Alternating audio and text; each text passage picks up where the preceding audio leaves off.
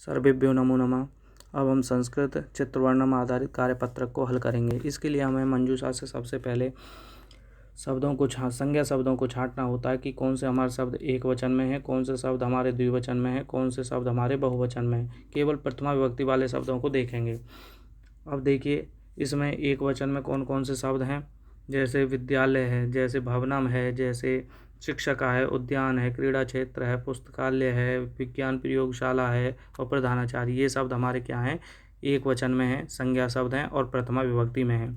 उसके बाद द्विवचन वाले शब्द हमें दिए नहीं गए हैं, इसलिए हमने स्वयं से ही उन शब्दों को लिख लिया है, जैसे बालकौ और वृक्षौ, ये दो शब्द हमने स्वयं से लिख लिए हैं। उसके बाद बहुवचन वाले शब्द जो संज्ञा शब्द हैं प्रथमा विभक्ति में, जैसे छात्रा हमें दे दिया लेकिन शिक्षका हमें नहीं दिया, ये हमने स्वयं से ही लिख लिया वाक्य निर्माण के लिए।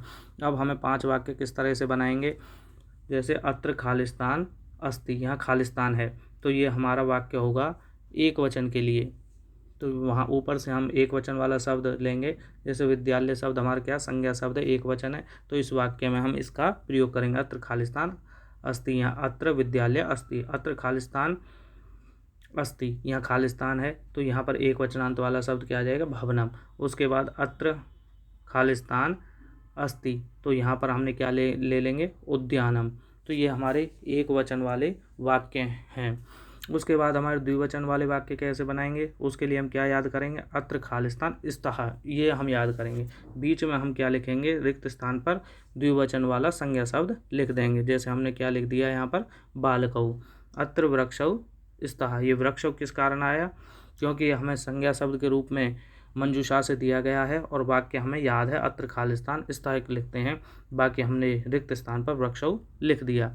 उसके बाद हमारा आता है बहुवचन वाला वाक्य, अत्र खालिस्तान सन्ति, ये हमारा बहुवचन वाला वाक्य है। तो इस संज्ञा शब्द यदि बहुवचन में दे रखा है तो इस वाक्य का प्रयोग करेंगे। जैसे हमें यहाँ छात्रा दे रखा है, बहुवचन वाला शब्द है, तो इसके लिए हमने यहाँ पे क्या लिख दिया, छात्राः। ऐसे ही अत्र खालिस्तान सन्ति, यहाँ खालिस्तान हैं, तो यदि बहुवचन है शिक्षकः होता तो एक वचन में, शिक्षकौ होता तो दो वचन में, और उसके बाद शिक्षकः बहुवचन में होता है। इस तरह से हमने यहाँ पर शिक्षका क्या बहुवचन है, इसलिए हमने इस वाक्य में इसका प्रयोग किया। धन्यवाद।